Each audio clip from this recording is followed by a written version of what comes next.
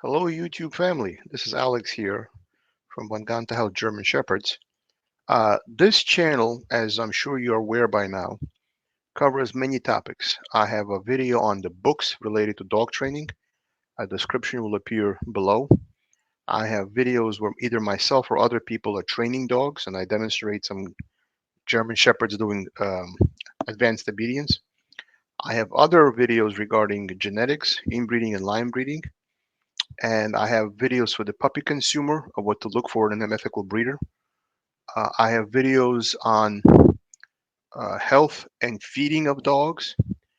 So there's quite a wide range of topics on this channel. Today's topic will focus on something that got 7,000 views. Forgive me, I'm going to have a sip of water. Which got 7,000 views, which was the video I made on the books related to dog training. That video covered 60 years of the evolution of dog training from the time of William Koehler, or Keeler, depending on how you pronounce it, Strickland, uh, which were the so-called Yank and crank methods. We also had videos of purely positive training, which there's no corrections whatsoever. Then we went to the middle of the road where there is some correction involved after establishing a baseline using positive only methods. And so in that video where I covered multiple books over 6 decades, I explained how the evolution of dog training took place over time, and that video got 7,000 views. That is a very high number of views, and the other videos on my channel which get a lot of views are related to breeding and genetics. So given the sheer volume of views that video got, I figured this is a topic people want to know about. What kind of books or resources are available to the average breeder, which doesn't have room for 35 or 40 dogs? What can they do to increase their breeding program and the success of their breeding program? So therefore, I decided to make a video regarding books again, but this time the books I'm mentioning are not tied to training, but these books are tied to breeding and genetics. So, but before I begin, as usual, please hit that subscribe button and that like button, because I look at the back channel of the YouTube studio and I'm seeing that a lot of people watch the videos but don't actually subscribe. So if you could please subscribe and do us that favor, please click subscribe and like. I would really appreciate it. All right, so what are we going to cover today? I'm going to show the books really quickly on the screen, and then I'm going to give a short overview of each book. Now, each book could take an hour each. So I'm not doing each book justice by covering it only for 5-10 minutes. But the goal is to get the viewer to buy a copy of these books and read them. Now, I don't get an Amazon affiliate commission or nothing. I'm not affiliated with making a commission on whether you buy the book or not. These are strictly, I'm offering you information and you do with it as you will. Whatever you want to do, it's up to you. I recommend you buy these books because there's only a certain amount of information you can absorb by watching videos, but there is a great deal of information to be gathered from reading books. Before we had internet, before we had YouTube, before we had Facebook or any of these things, how do people get information? From reading books. And that method is perfectly applicable today. In fact, The breeding techniques from 120 years ago, 150 years ago in some breeds, is still very much applicable today. So nothing has really changed. The canine genome has not changed. The human genome has not changed. So what was true 100 years ago is still applicable today. So if you read a book written, let's say, in 1926 or 1946, that book is still offering a lot of value that the author put it on paper. A lot of the authors of these books are professors of either biology or statistics or genealogy, and these are not difficult books to read. They don't involve statistics. Well, one of them does, but for the most part, they're very readable at a layman's level. They're not using esoteric language, and they're not really difficult to comprehend. So if you're really interested in breeding dogs and you really want to develop good dogs, I think it would behoove you to pick up a book. So let me show you the books quickly, and then we're going to get into it. The first book I'm going to show you is not about dogs at all. This book is Charles, can you see that on the screen? Charles Darwin, The Descent of Man. This book was written in 1870, and he wrote The Origin of Species in the 1850s. Now, this book was controversial because it described that men descended from apes, and the Australopithecus, the Cro-Magnon man, the Neanderthal man, the various humanoids which existed prior to Homo sapiens occupied this planet. And he knew when he wrote the book that people will say, well, there's a conflict between religion and science. And how dare you write that we came from monkeys? And if you feel that this book, The Descent of Man, conflicts with the Bible, well, you're free to believe as you wish. But if you understand genetics and you understand animal husbandry and you understand how things work, you will see that there is no conflict between science and religion. In the Scopes monkey case trial of 1925, a high school teacher was put on trial for teaching evolution versus creationism. And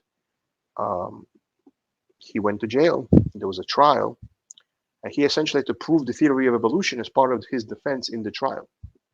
William Jennings Bryan, which was running for president 3 times and was Secretary of State 1 time, was one of the lawyers in the trial. So these issues of creationism versus evolution was settled, well, I think 1925. So now it's 2024, almost 100 years later, as people are still debating this topic.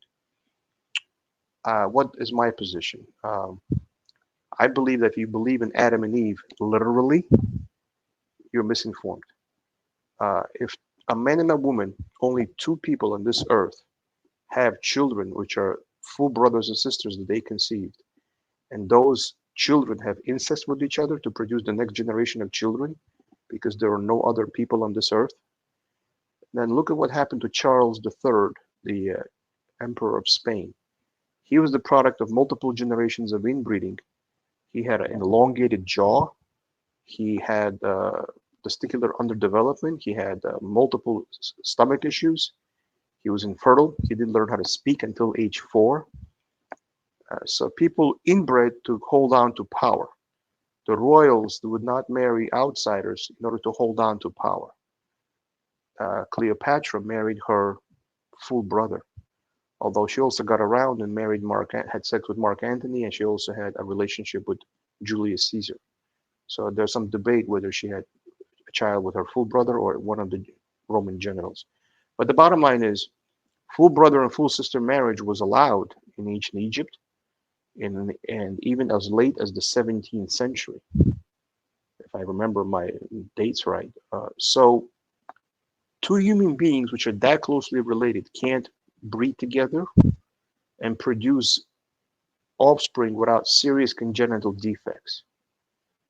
So how can we have evolved from 2 human beings and have such a wide-ranging genetic genome with multiple races and multiple nationalities traversing the entire planet, if we only evolved from two people. If you look at dogs, if you have a half sibling mating, half siblings are only 25% related to each other. Full siblings are 50% related to each other. They're what inbreeding does is it fixes traits. It makes everything uniform, good or bad. It makes everything uniform. So if that was the case, all human beings on the entire planet would look like each other. They would be nearly identical twins. Now, look at the variability in the human genome. We have people in Africa. We have people in China. We have people in the North Pole. We have people in Norway. We have people in Sweden. We have people in Poland. We have people in Russia. We have people in every continent and every country in the world. I don't think they look identical. So now some people will say, well, Adam and Eve were genetically perfect, and therefore this problem didn't affect them. Again, you can believe in God as the Almighty creator of the universe, which I do, but you have to understand this story as an allegory between man's relationship between man and God and man. I think to take it literally, you are missing the point of how science works. And the reason I bring up this book, Charles Darwin, The Descent of Man, it's only 635 pages. It was written in 1870. I think you'd be well served to pick up a copy of this book. It's still in print. It's very cheap. It's $6. The Descent of Man by Charles Darwin. And I think you should be well versed to pick the book, The Origin of Species, which was the first book he wrote. Because in order to understand animal husbandry, this is not a video specific to dogs. This is a video specific to all mammals, sheep, cows, horses. We domesticated animals around 200 BCE, before Christ. That is well before the time of the Jewish Bible, which goes back about 5,788 years. So according to the Jewish Bible, if I'm not mistaken, this is the year 5,788. If you subtract 0 AD, Anno Dominium, to the year of our Lord, the year of Jesus Christ. So from 0 to 2024 is 2 centuries. Below 0 is BC, is 3,700 centuries. If you add 2024 plus 3,700, you'll get the timeline of the Jewish calendar. But we domesticated animals before the Hebrew calendar, which was the Phoenician calendar, and civilizations before it. And then before that, we had the last ice age, which is 10,000 years ago. So certainly mankind existed in our current form at least for 10,000 years. For those who don't know how that works, there's a concept called carbon dating. I'll explain it briefly. Carbon exists as carbon-12 and carbon-14 in nature. Carbon-12 is the ordinary carbon that you find every day. It's stable. Carbon-14 gives off a slight radiation. And when you have radiation in a substance, it's something called a half-life. You're able to detect decay of a radioactive substance. That's true for uranium-235 or uranium-238. For those who don't know, ordinary uranium is 238, but to make an atomic bomb, you need uranium-235, not 238. So you need the one which is less stable. Again, everything which is radioactive has a half-life, and because it has a long half-life, anything containing that element can then be aged and dated as a consequence. So that's one of the methods. There are other methods that we use to establish geological time of various species we find fossils from. So to deny evolution is to simply deny reality of this planet. It's to believe the sun circles the earth instead of the earth circling the sun, which is what the Bible says, until Copernicus proved that wrong.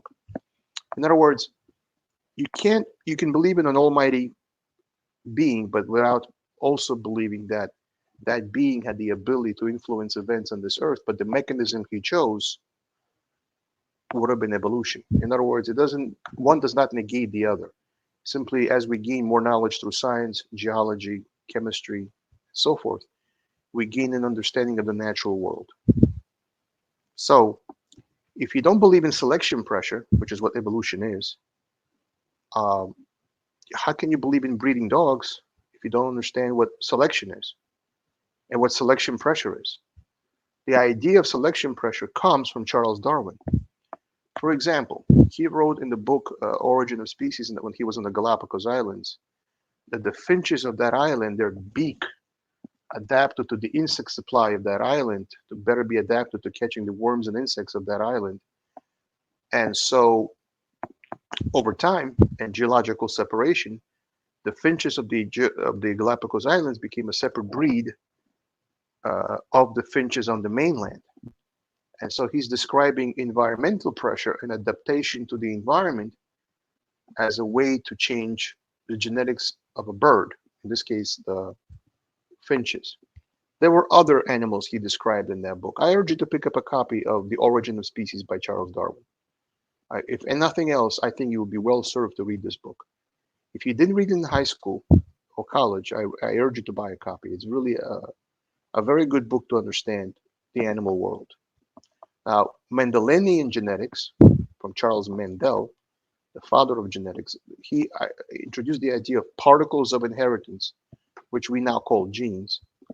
And the loci is the position in the gene where it's loci for location, where the alleles are located in the gene. And to understand gene recombination or nuclear, so there's something called ATP, adenosine triphosphate.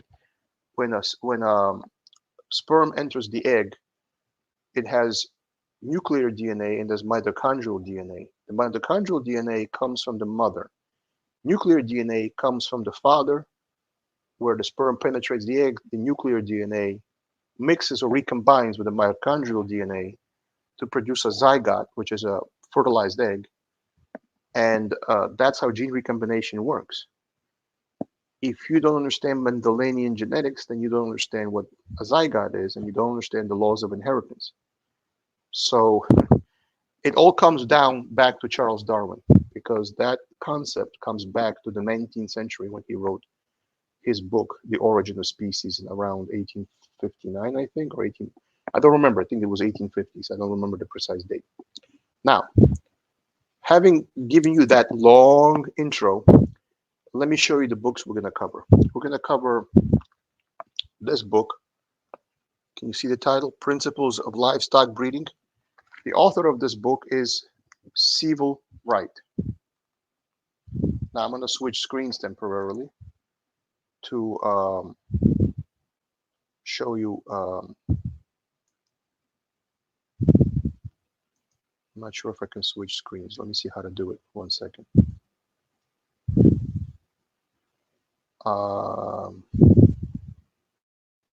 Bear with me as I try to switch screens. I'm not sure how to switch screens in this program, so I'm not going to lose you guys by switching screens accidentally. I'll put a photograph of that screen at the end of this video. Anyhow, so Civil Wright, as I'm sure you know, was the father of the coefficient of inbreeding. He was hired by the U.S. Agriculture Department to prevent the cow herds from being too inbred, which caused disease. But breeding is a business of breeding animals, especially livestock, not pets, is a business. So if you have a 600-pound bull bred to a lot of cows, you want to know which cows produce the most milk or which had the most meat. Now, when we breed to a non-domesticated animal, such as a bison or a yak in the Himalayan mountains, because it can live in those cold, freezing conditions, then we're breeding for other purposes. We're breeding for the ability of the animal to survive in a very hot climate or a very cold climate. So that's adapting the animal to the environment it's in. Again, adaptation of an animal to the environment it's in goes back to Charles Darwin, The Origin of Species. If you look at a yak, which is a cow essentially, and it has a lot of hair because it's living in a very frigid Himalayan mountain climate. That's an animal which is adapted to that climate. So it's a natural selection. So when you're breeding dogs, you're replacing man-made selection with artificial, with nature selection. Now, nature is very cruel. If a deer breaks its leg, a deer breaks a leg running through a mud puddle, and it gets its foot caught in a hole and it breaks its ankle. Well, that deer may not survive, and because it can't run, it can't feed itself or run away from a wolf, most likely that injury will cause the deer to die. So only the strong survive. When mankind breeds animals, we are acting as nature and we're taking over what nature would have done.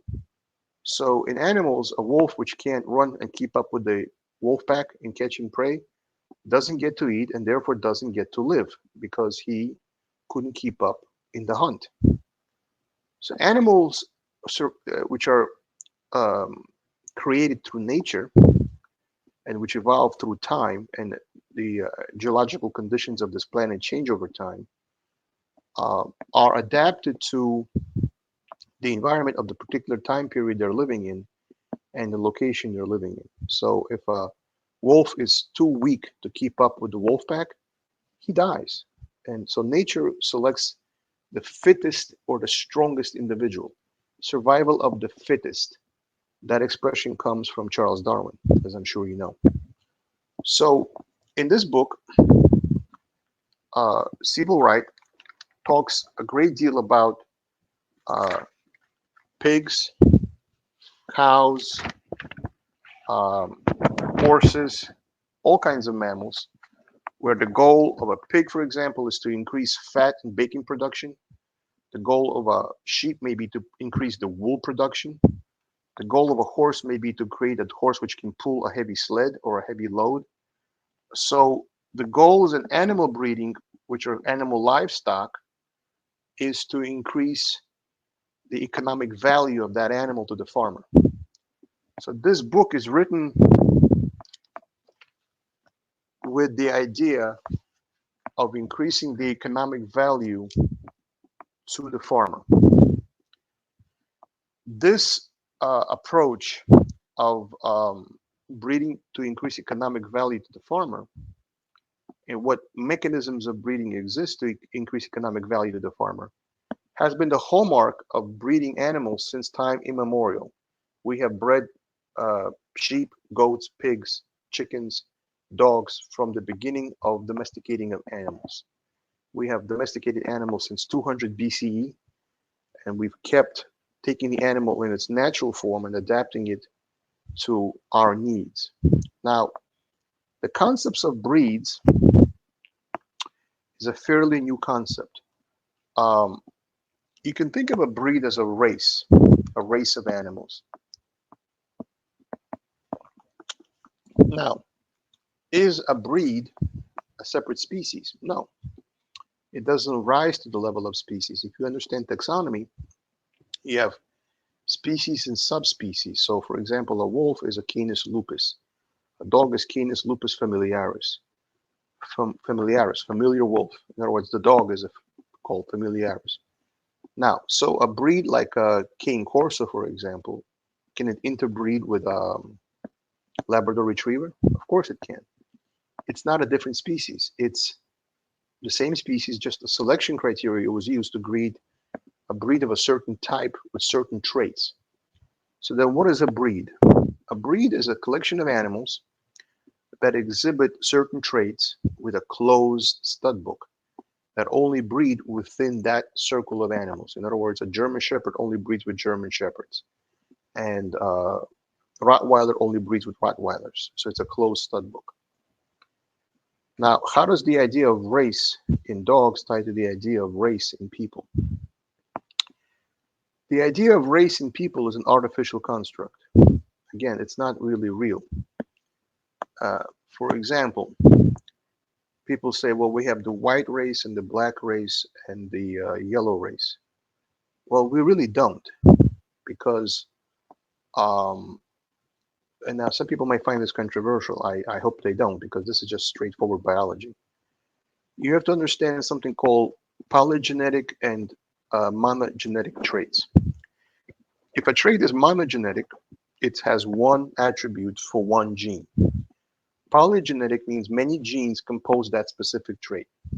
Now, if I marry a black person to a white person, these are two dominant traits. Will the shade of color of the child of the mixed race be black or white? No, it'll be some shade in between, right? It's not going to be brown. It's going to be some degree of melanin, which is closer to black or closer to light skin or closer to cream color in between the two colors. In other words, there are multiple attributes which control skin color. Or for example, if a person has freckles, that's a single trait to create freckles. So if the mother has freckles and the father doesn't, if the woman has freckles, will be married to a man who doesn't have freckles, uh, half of the kids will inherit that gene and half will inherit the no freckle gene, and another quarter will inherit a dominant copy of no freckles and another copy of freckles. In other words, when genes are single attribute genes, the entire gene defines that one attribute. But when a gene is multiple attributes define that gene. For example, when you increase the allele frequency of a certain trait, you will see that develop, even though it's allele frequency of recessive genes, it acts like a dominant gene. For example, take the curly tail that curls around like a little piglet in the British Bulldog. Okay. Now, if you see an American bully with a piglet tail, curved tail, like spins in a little piglet, circular, that American bulldog, that American bully has British Bulldog in it because that attribute, which is one trait, comes from the American Bulldog. If you see white color in the American Bulldog.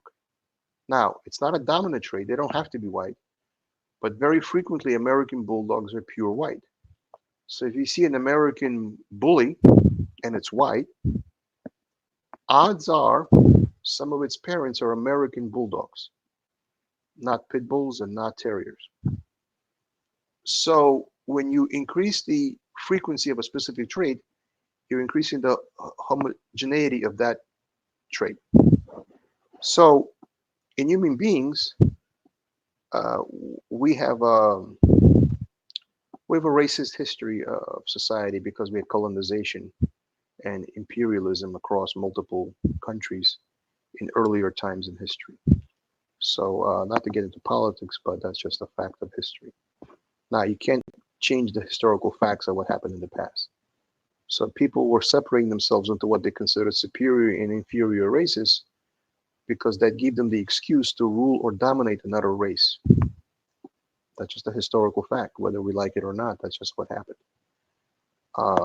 When people vilified a specific nationality or race as being Übermenschen and Mindermenschen, or being vermin, as Hitler did to Jews in Germany, he vilified an entire race of people because they were convenient scapegoats for the ills of Germany after they were bankrupted after World War One.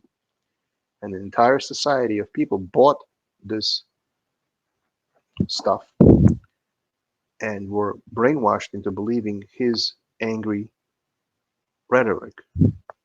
So our concepts of race have a very negative historical um, backdrop. And so I don't want to go too far into this topic, but this is a dog channel. But when you're talking about breeding, race, genetics, there's overlap with human beings. And so you can't help but touch on certain topics. So if you feel some nationalities are vermin, subhuman, then you can justify um, action against those nationalities. So I hope you don't feel this way if you watch this channel. Anyhow, I don't want to stray too far. Getting back to dog breeding, there's a equation called the Hardy, I'm going to pronounce this right, Hardy-Weinberg equilibrium equation in random mating. This equation was used to create statistical models of population distributions based on what's called P and Q allele frequency. So the equation is P squared minus 2PQ minus Q squared equals 1. So P is the number of dominant allele pairs squared.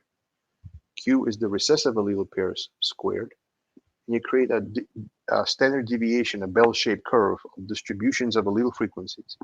And you have what's called a mean, and you have a standard deviation away plus minus from the mean. And so this equation is useful for creating population genetics and large-scale distributions of various genetic types. The book I'm about to show you, Animal Breeding Plans by J. Lush, they have a chapter on allele frequency and allele distribution. In fact, the book has a long chapter on allelic frequency of various attributes of an animal. I don't know if you can see the book. And how many pairs of genes are combined and how they're not recombined. As you know, you have gene recombination in animals. What does that mean? Human beings have 46 chromosomes. Apes have 45, like the chimpanzee has 45. We have 46. That's why human beings and apes can't crossbreed, because the difference in chromosomes. That's just FYI. They're our cousins, they're not our forebears. Our forebears and their forebears diverged long ago, very long ago. Now, but getting back to this topic, so so the question becomes, how do you create an allele frequency repetition so that the traits become dominant? And how do you determine what is linked versus non-linked genes? Not all linked are sex-linked genes. Some genes are autosomal genes are linked. What does autosomal mean? All the genes which are not sex chromosomes, which is the X and Y, are at autosomal chromosomes. In other words, in a dog, there are 78 chromosomes. 2 of them are XY, are the sex-linked chromosomes. And 76 are the autosomal chromosomes. Now, a male determines the sex of the child because he can contribute either the Y or he can contribute the X. The female can only contribute an X.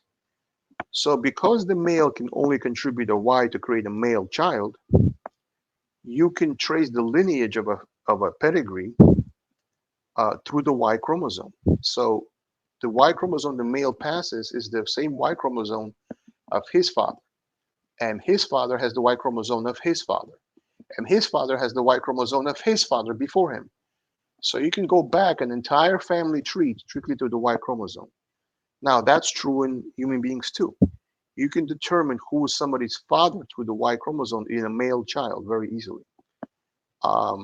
Now, if a wife cheats on a husband, that will show up as well because it's a different Y chromosome than the pattern of inheritance. So that's, like I said, there's this topic on animals is tied to people too, whether you like it or not.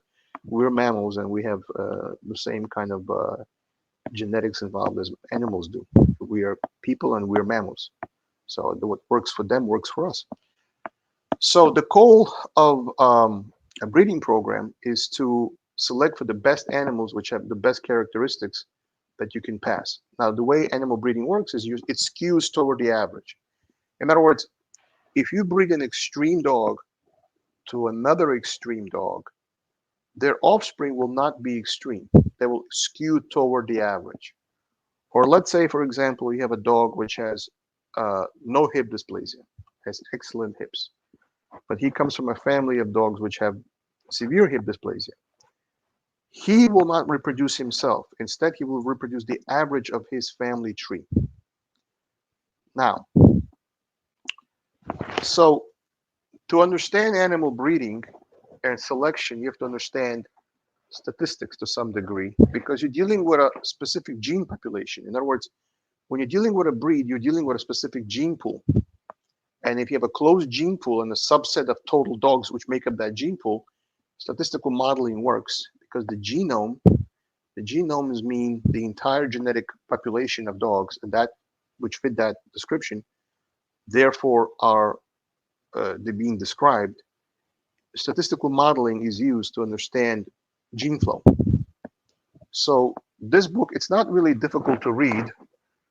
It was written, I think, in 1909, which is a long time ago, but I recommend you pick up a copy of this book.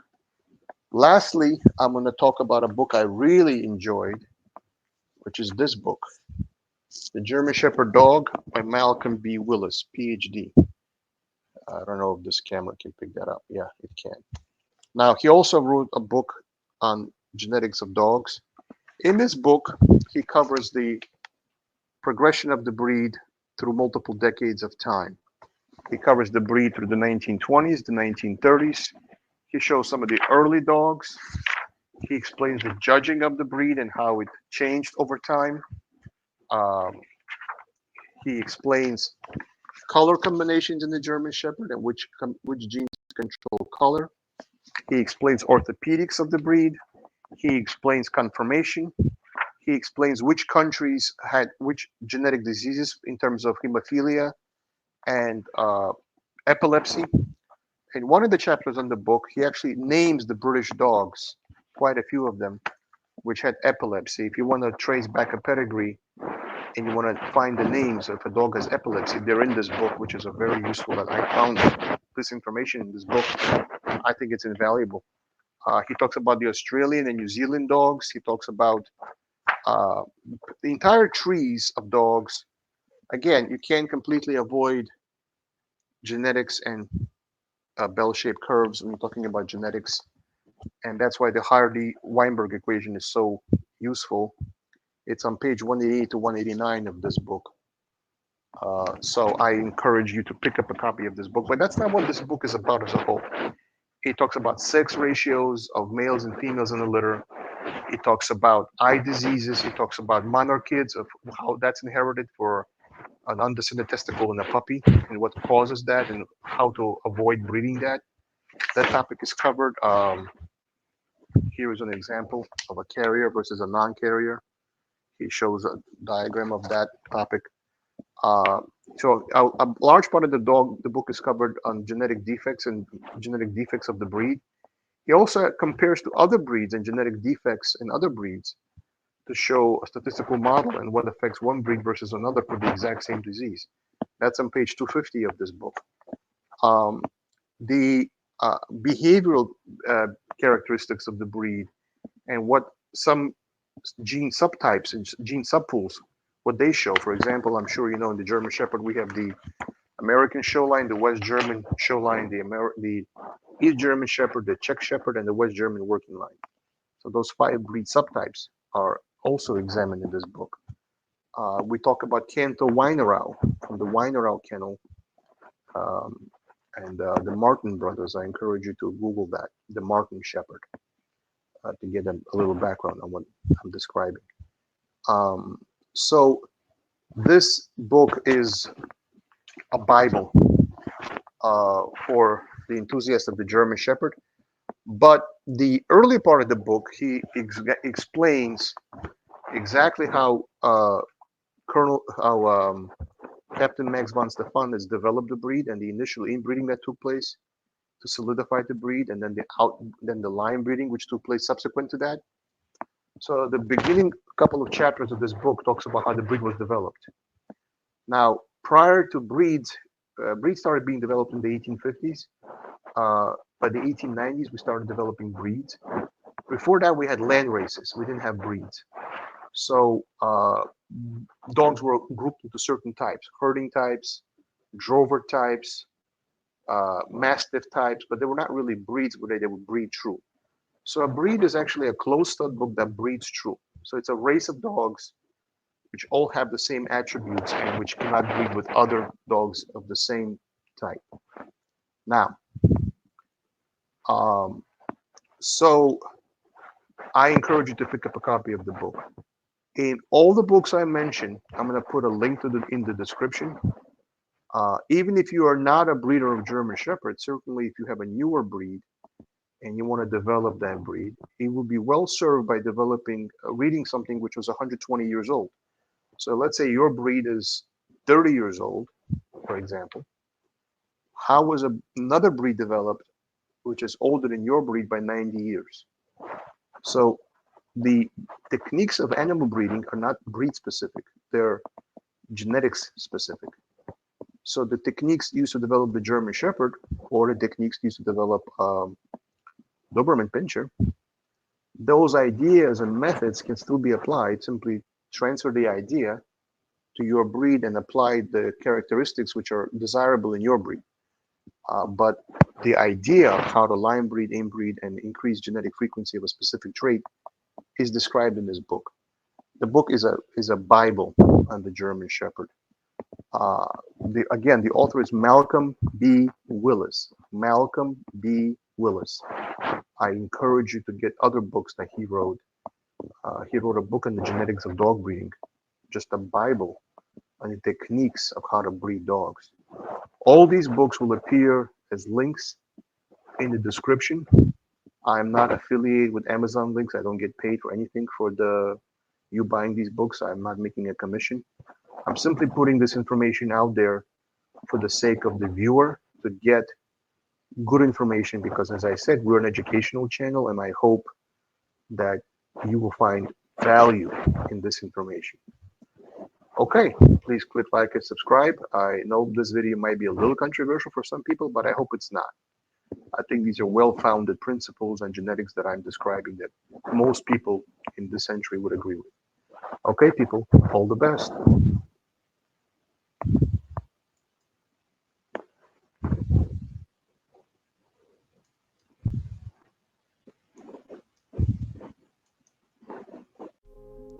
And that wraps up another episode of the Von Ganta House YouTube channel. Thank you for being part of our German Shepherd community. Remember, you can stay connected to us beyond the podcast. Find us on all the major media platforms by searching for Von Ganta House, whether it's Instagram, Facebook, Twitter, or YouTube. Just hit that follow button or that subscribe button to join the conversation and get the latest updates. If you have a burning question or want to apply to be a guest on our show, we would love to hear from you. Simply shoot us an email at vongantahouse@gmail.com. And if you are a business interested in becoming a sponsor, reach out to us at the same email address at vongantahouse@gmail.com. For more resources, exclusive content, puppy reservations, visit our website at vongantahouse.com. We have blogs and articles you might enjoy as well. It's your go-to destination for everything German Shepherd and working dog sports related content.